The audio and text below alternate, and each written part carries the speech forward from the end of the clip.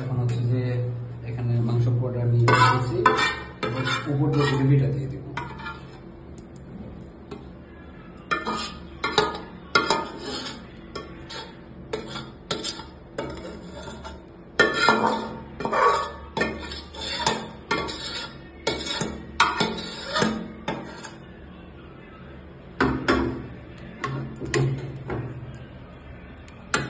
গ্রেভিটা দিয়ে দিলাম, এখন উপর দিয়ে আমি ধনা দিয়ে দিব।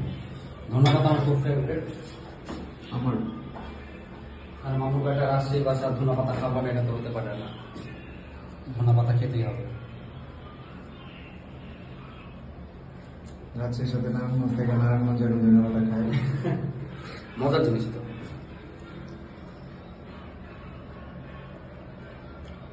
ধনা দিয়ে দিলাম, এখন এর মধ্যে আমি আর একটু জিরা গুঁড়ো অ্যাড করে দিই। জিরা গুঁড়োটা অ্যাড করে দিলে যখন আমি এটা আনলক করবো একবারে তখন ফ্লেভারটা খুব ভালো আসবে।